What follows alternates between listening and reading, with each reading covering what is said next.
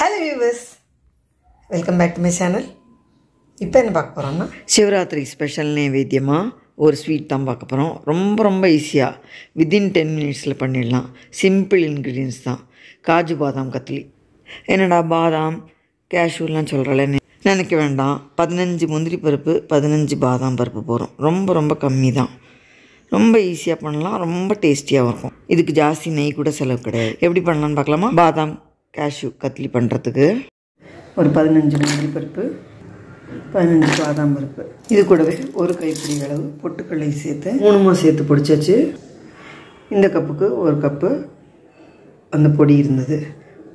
இந்த அளவுக்கு அதே கப் அளவு ஜீனியை கடாயில் சேர்த்து கொஞ்சமாக தண்ணி விட்டு நல்லா கரையை விட்டு ஜஸ்ட்டு மாதிரி ஒரு கம்பி வந்ததும் ஸ்டவ் ஆஃப் பண்ணிவிட்டு 1 டீஸ்பூன் நெய் விட்டு நல்லா மிக்ஸ் பண்ணிவிட்டு இந்த பொடிச்ச பொடியை சேர்த்து 1/4 டீஸ்பூன் ஏலக்காய் பொடி சேர்த்து இதை நல்லா மிக்ஸ் பண்ணி விட்டால் நல்லா அருமையான ஒரு பால் மாதிரி செட் ஆகும்.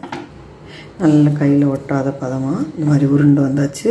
இந்த நெய் தடவின கல்லில் சேர்த்து கொஞ்சம் சூடு இருக்கும்போது இந்த மாதிரியாக இழுத்து பிசைஞ்சிட்டு இந்த மாதிரி சப்பாத்தி குழம்பு வச்சு நல்லா க்ளீனாக இந்த மாதிரி இட்டால் நல்லா ஒன்று போல் இட்டுட்டு இதை இந்த மாதிரி உங்களுக்கு விருப்பமான ஷேப்பில் பீஸ் போட்டுக்கலாம். ரொம்ப சாஃப்டாக எந்த விதமான பீஸரும் இல்லாமல் ஜோராக பீஸ் போட வரும்.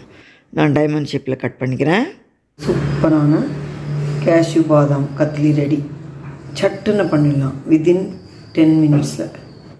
நல்ல பசங்கள்லாம் ஸ்கூல்லேருந்து விட்டு வந்த உடனே டேஸ்டியாக கொடுக்கலாம்.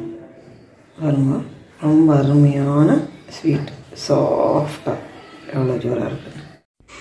ரொம்ப ஹெல்த்தியான சிம்பிளான இந்த ஸ்வீட்டை செஞ்சு பார்த்துட்டு உங்கள் ஃபீட்பேக்லாம் போஸ்ட் பண்ணுங்க. இந்த வீடியோ எல்லாருக்கும் பிடிச்சிக்குன்னு நினைக்கிறேன். லைக் பண்ணுங்க, ஷேர் பண்ணுங்க, சப்ஸ்கிரைப் பண்ணுங்க. தேங்க்யூ ஃபார் வாட்சிங்.